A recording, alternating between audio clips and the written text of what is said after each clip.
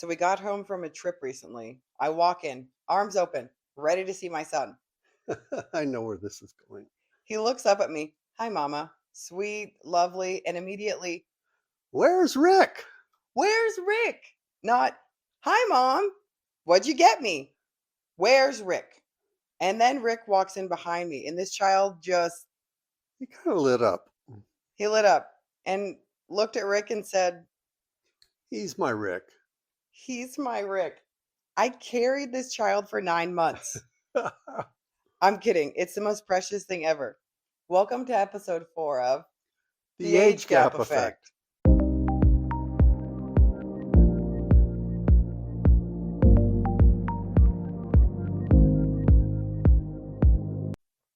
All right, before we get into this episode, I wanted to start with our Caught in the Gap moment.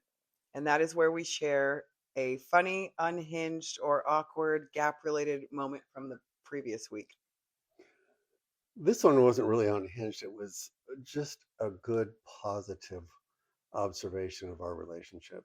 And it was Mother's Day. We went to a concert, you, me, your son.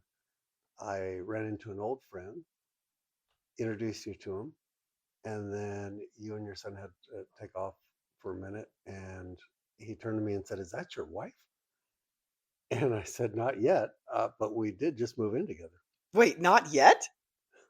Well, Wow. I didn't think here right now. I w- don't even know what to wait, say. was that what I said? Uh, it was something to that effect.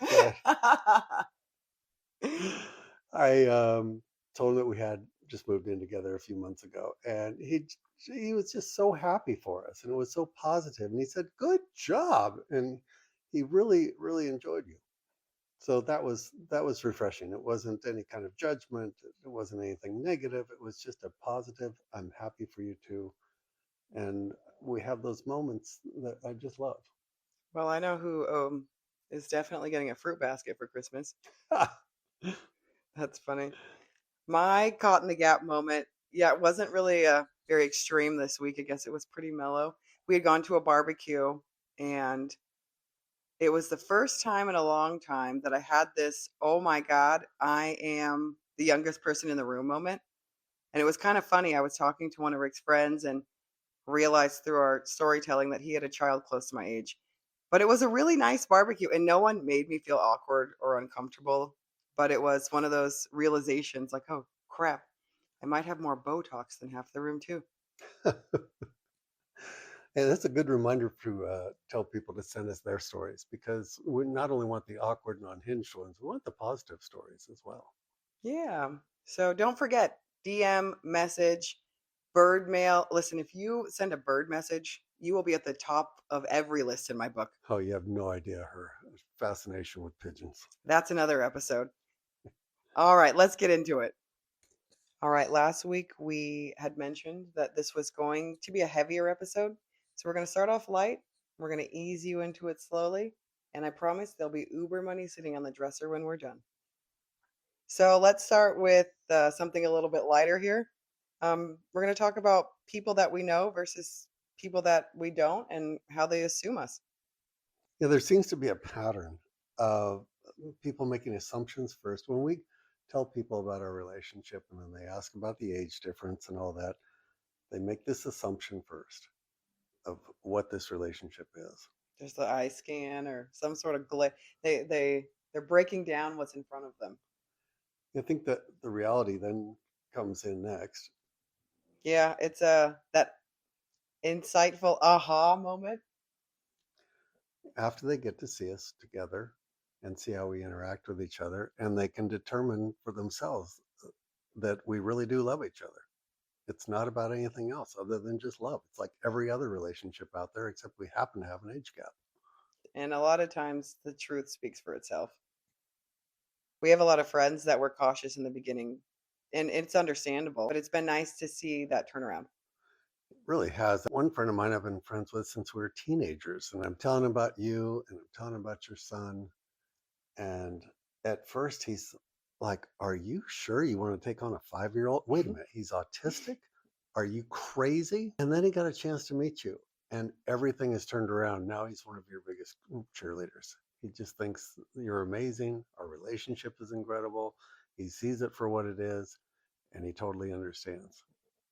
It's been a funny process for us to watch because we've seen it a few times now where there's the disbelief, the shock, and then reality sits in. So that was a really cute one though. And he's such a great guy. Yeah, that worked out really well. I had a really close girlfriend, and I think she was in shock because the age difference. This is very new. And I think she thought you were a pancake. A pound cake? No, that's an OnlyFans thing. Oh, I wondered. A pancake. What the hell's a pancake? So I'm not the only one that knows. A pancake is a reference to your rebound. So when you make pancakes, typically you mix your batter, you heat the stove, and you pour it on. And usually the first pancake flops. I'll put it in poker terms. Ah, Totally kidding. That doesn't make sense. But it sucks, right? You haven't adjusted the temperature. You don't know when to flip it. Usually the second or third pancake, you start to get your momentum. And so it's a funny food comparison to love or dating. so basically you're calling me a burnt piece of useless food? Baby, you're a crepe. Ah, I was really surprised with the outpour of support and personal anecdotes that came from close friends and clients. And I didn't expect to have so much support. And that was really cool. I think we forgot also, or didn't recognize at the time, how many friends we both have that are in age gap relationships. It's just something you don't think about until you're in one, I guess. Yeah, you don't notice it until it's in your atmosphere. Remember that childhood friend of mine that I talked to not long ago? I'd completely forgotten. We'd known each other since we were kids. And he, about 15, 20 years ago, married a girl, similar age gap. She had a son who was on the spectrum. They now have a beautiful 7-year-old daughter together, and they're happy, healthy. And it didn't even dawn on me about their age gap until we started discussing all this. This has opened a lot of doors to kind of enhancing some of these connections with people that we didn't even know. And let's remember that this happened organically with us. We were not looking for this. I was not online dating looking for a girl in their 30s. I wouldn't have had my parameter down that low. I was online dating before I met you, and my parameter at the bottom, the minimum age of women I was looking for were 50 years old. I'm pretty sure your minimum was my maximum age. We could have met through fraternal twins on a double date. Highly unlikely. It is really nice though when you see people kind of get it and the lights come on. Or people that just naturally see what's going on with us and they come up and congratulate or give a thumbs up. We have a lot of support from a lot of good friends. Energy attracts energy, and I think that we put out a really good positive energy, and we've started to attract these really great connections with people that they get it. I have so many friends now that are telling me she is amazing, the ones that have met you, and to never let you go. And I think it's really good advice. I think you have some very smart friends. Brilliant. I think it's fair to say that we've also experienced a good amount of initial unacceptance. Yeah, I think that's accurate. Not everyone's going to jump on board as soon as they meet us, and we're not politicians, so neither of us have kind of been on the warpath to try to convince everyone that this is amazing. It happens naturally. Well, and we're not getting any compensation for this Younger. or any younger. Yeah, I remember the one time we had gone out to dinner with a coworker of mine, and this new girl had started at our salon. I did not really know her, but my friend has met Rick, and everything's all hunky dory. So we walk into this dinner, and the look on this girl's face, It was priceless. like, what in the hell is he doing here? And what are these two doing together? It's the bigger question. Yeah. She would not even look at me when they sat down and should only look at you and only talk to you for the first, I don't know, 15 minutes or something. It was getting awkward. I've experienced less judgment in catechism as a child. So, I mean, at least she didn't try to hit us with a ruler. Well, there is that. But it was funny because you could see the look on her face, and the disbelief and maybe disgust. It was a little judgy. Well, you could tell because of the question she was asking. Yeah, but I think that truth speaks volumes, and as people get to know us or they see how we interact, they understand that we've got great dialogue in our body language, and we really do care for each other. She could tell. Well, I think also, a big factor in her understanding us was our mutual respect for each other. Like, I have so much respect for you, your work ethic. I saw you work those 10, 12-hour days often, and you didn't complain. You did what you had to do, and you were taking care of your son and all that. I Your diet and exercise discipline is insane. It's unwaverable. I respect your humor. I respect so many things about you, and I think she could really tell our mutual respect was self-evident. Wow, that was really sweet. Well, I mean every word of it. I do. I have a lot of respect for you. You know that. Oh, I'm gonna have to listen to this again. Well, I'll tell you again. You're so funny. When someone is really convicted in what they believe in, when someone is happy, they're healthy, they're secure and grounded, they radiate this different energy. It's attractive to be around people that are solid. And I if you're not hurting anyone and you're not in anyone's way and you're in your own lane, who gives a fuck? Live your truth and be happy. Well, exactly. But it was sweet to see her come around and then start to tell us she was having problems in her own marriage. And by the end of the night, she was asking you for advice on relationships and saying how she wished she had a relationship that was as good as yours. We all go through those weird spouts, when life feels a little rough or unhappy. And sometimes we get a little jaded or negative. Yeah. And then we put that onto other situations that don't deserve it. Yeah, it was nice to share our story and to hopefully leave her with a little bit of hope because we all go through scenarios that are unideal or things that end up being a growth story later. But when you see someone kind of pull themselves out of a bad situation or grow and find their happiness, hopefully that's inspirational. And I hope that we left her with a little bit of inspiration to figure out what makes her the happiest that she can be. Well, I think we did because remember, she said she was going to go home and have a long talk with her husband. This next part is probably our heaviest chapter in this episode. Before we dive in, I wanted to give you a little background and perspective because I think it matters. I'm mixed race, and I've been judged and made to feel like I didn't belong my entire life. I've been in rooms where people made racial comments not knowing I was part black. To the black community, I'm white. To the white community, I'm not enough. And to the Hispanic community, I don't speak Spanish. I've never fully fit in anywhere.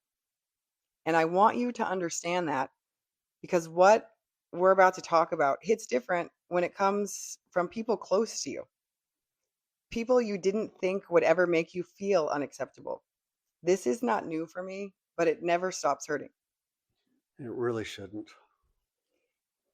And it's crazy now because you have experienced that critique and judgment in a room full of people that you should belong to. Yeah. And now I'm not accepted, which is fine. It just hurts when people are close to you.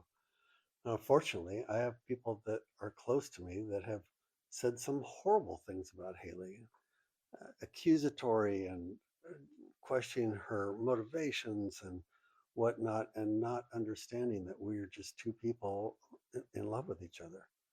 It comes down to the difficult part of it is that it comes down to a choice. You have to choose. When people call your girlfriend a gold digger and they won't even meet her, or they've done the same. Haley has people have done the same about me. They don't even want to meet me. They just have this preconceived notion about our relationship. So, do you just go visit those people by yourself and not bring your partner? No, that's not going to ever happen.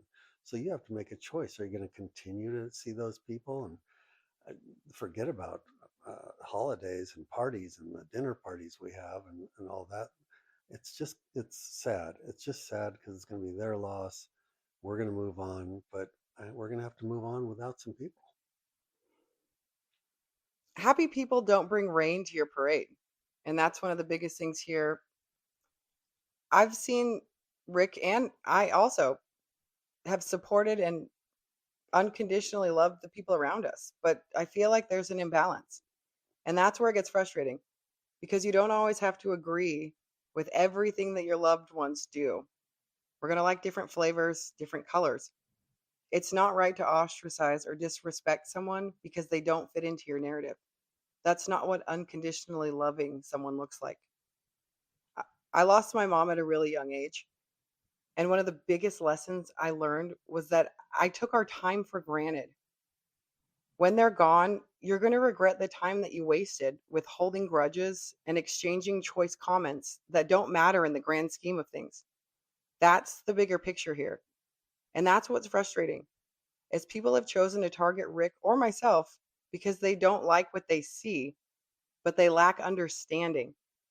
And I hope that one day when time runs out, they don't sit and reflect on all the regret that they have. And the most frustrating part of all of this is that the people that have had the strongest opinions negatively towards us are ones that have never met us. And they make these comments about you that are so hurtful about what is your agenda and you must be a gold digger. And believe me, if you're a gold digger, you could have done a lot better. But Damn it. I, and it's offensive to me. I mean, for Christ's sakes, I've spent decades in commercial real estate, which is a viper pit, and play poker at a professional level. I read people. This is what I do, and for me, it's just frustrating. And then they say that I'm going through a midlife crisis. I'm a little past midlife. I was 69 years old and I met a 34-year-old girl who I just madly fell in love with. It's that simple. I think ignorance isn't always blissful. And it's like being a parent. People that have never had kids love to tell you what they think you should be doing. And don't get me wrong, sometimes people have good advice, but it's wrong and it's rude.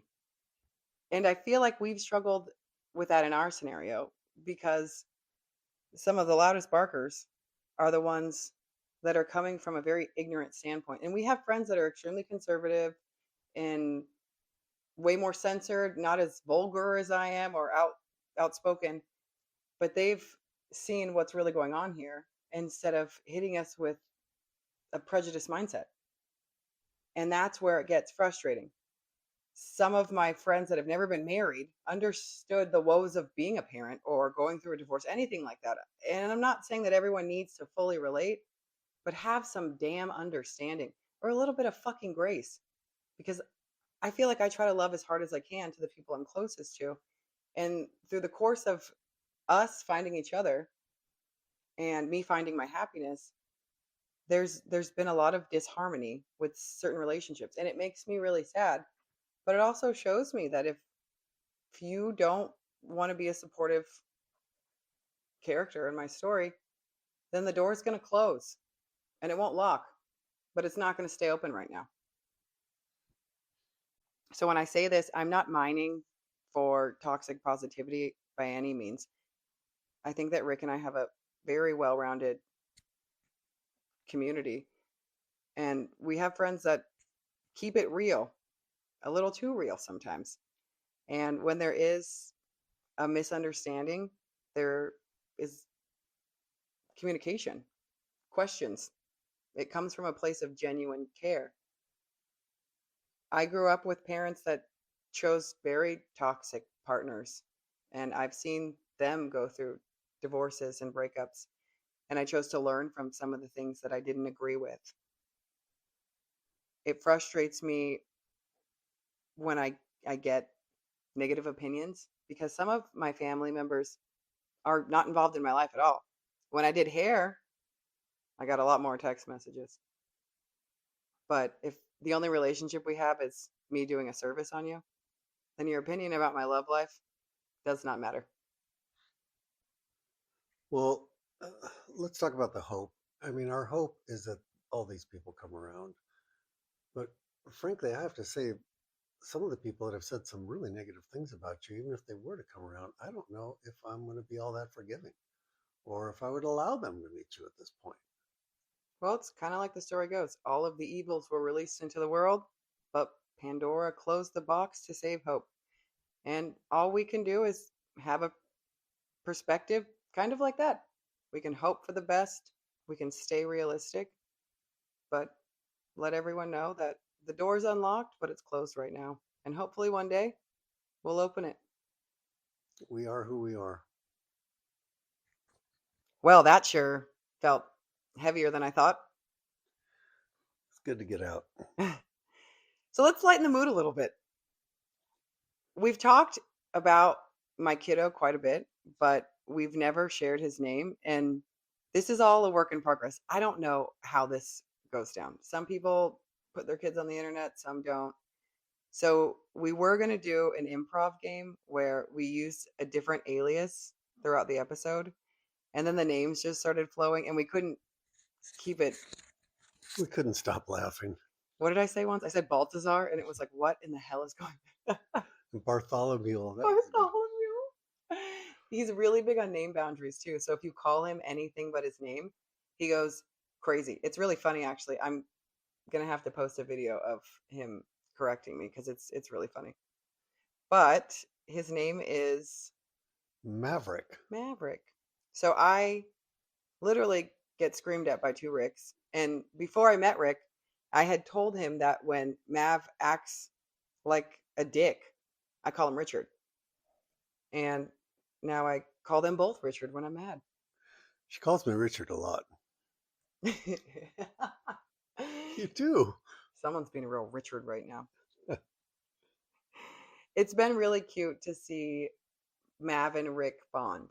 They have this amazing connection, and from the start, Mav has loved Rick. Remember that you weren't going to introduce me to him for a long time, which I completely agreed with. I thought, let's make sure that this thing is real. But we ramped up so quickly that we met May the 4th. We went away to Hawaii in middle of July. And when we got back from Hawaii, we knew we were going to be living together. And we knew it was time for me to meet him. Yeah, and it was crazy because from the start, I was worried because he is really good at letting you know when he is not in approval of something. And he took to you pretty quickly, which was a big relief. It was so adorable. I could tell that this kid had a really good heart. He does have autism.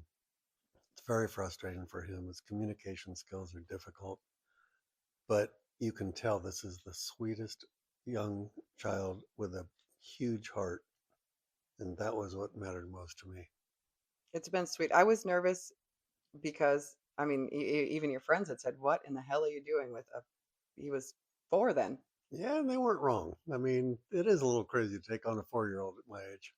It is, and that is, I think it's very insightful because we have seen other age gap couples that have talked about trying to have kids later in life and what that looks like.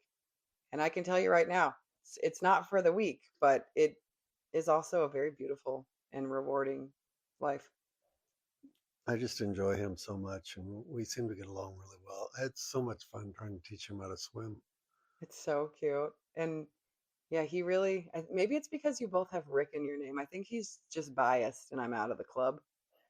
We had gone to one of his school events. I had brought Rick and we brought donuts. So I walk in the door and I have this huge thing of Krispy Kreme in my hand. And he looks up from his desk and says, "Mama," sees the donuts, but then sees Rick right behind me and goes, "Oh, Rick!" Like, I've got a whole damn thing of donuts, dude.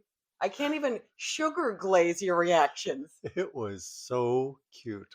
It's so damn sweet. And he gets so excited because Rick hates that I have totally just head first dived into these cheesy outfits. I got us matching onesies for Christmas. For Halloween, I dressed up like a loofah and I made Rick dress up like a bar soap.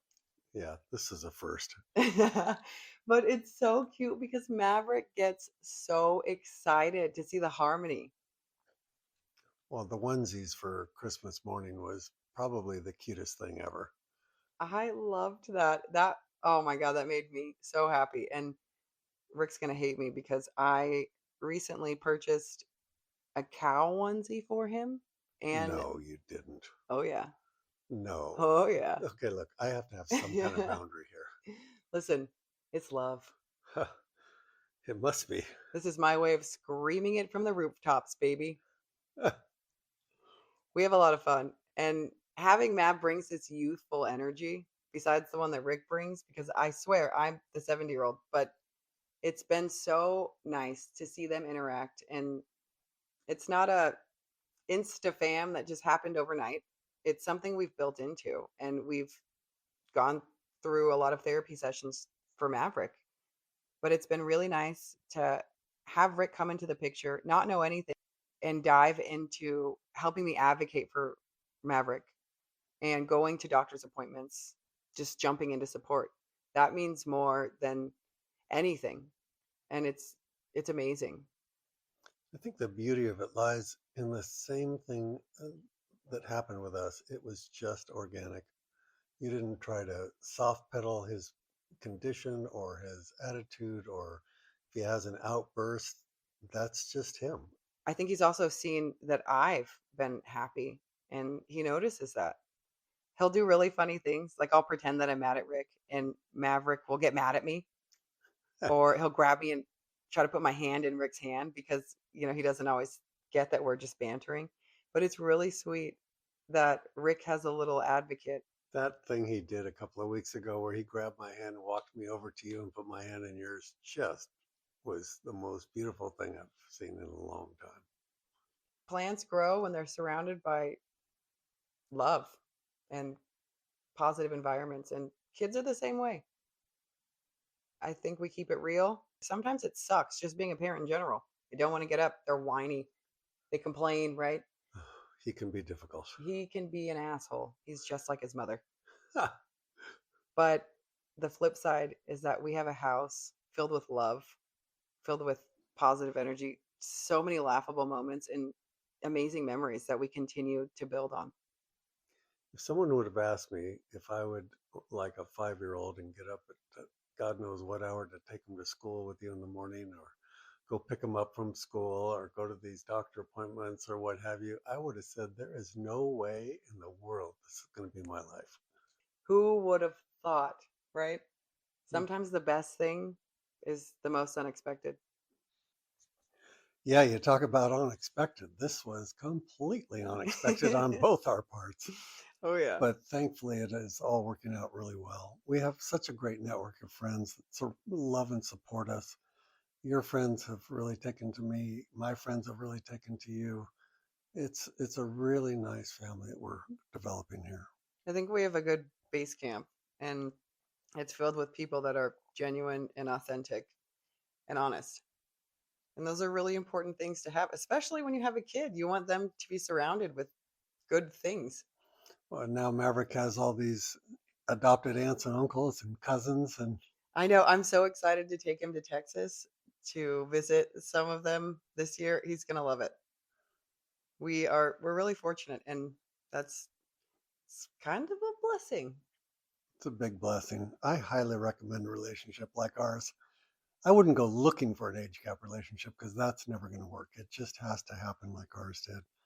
But once it does, it's not for the faint of heart. I mean, there are downsides to it where it bothers me that I don't ever get to see her become an older woman, an old woman. Well, it's all relative. You're an ass. I mean, you're a Richard. Yes, as you've told me. I think it's that we just balance out. We're on an intellectual level that balances emotional. There are a lot of things that balance, and I think the goal isn't to go and find any sort of age gap, because age is just a number.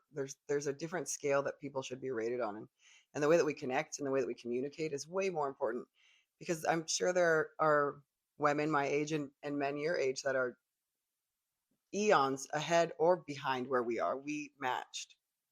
I think finding your perfect match is the best part about it. I think that's kind of the point, is that it doesn't matter what your ages are. It doesn't matter what your races are. It doesn't matter what your intellectual level is. If you two can connect on several different levels, that's what it's all about. And just being in love. Absolutely. And I think this podcast is going to be a really cool platform for that. Even if we reach just one couple, there might be someone out there that can give us advice that we really need, or vice versa. And from what I've seen, there aren't a lot of couples that do have kids, or there are a lot that have been talking about trying to conceive. That's a really, it can be a very vulnerable and sensitive thing, but it's really great to share because hopefully we can help somebody else. It really is helpful to share our experiences, hear of other people's experiences as to how you're navigating these things, because you do have naysayers. You have friends and family that are not going to be on board. It's just a natural occurrence. Yeah, but some people don't like pineapple on pizza either, and I'm not going to lose sleep over Yeah, what do they know? that. Well, that's episode 4. This one took a lot. I'm really proud of us for getting through it. Well, it needed to be said. Hopefully, those that aren't on board yet with us will come around, but if they don't, they don't, and we need to move on with our lives. I agree. Well said. Find us at The Age Gap Effect on Instagram and TikTok. We are also on YouTube, iHeartRadio, Apple, and Spotify. So there are multiple platforms for you to hear my very obnoxious cackle. Take your pick. Next week, we're getting into something different and a little bit lighter. New city, new life. We just moved to LA. I've retired. Rick is retired. We have a 5-year-old who makes us feel like we're not retired. And we just started this podcast. It's a work in progress and there's a lot of humor here. So stay tuned. I am still learning and I wanted to give a shout out because Google does a bang up job at how to podcast for idiots. Oh, please send us your Caught in the Gap stories. We want to hear your stories so we can learn from them as well, and all of us can learn together. Thank you guys.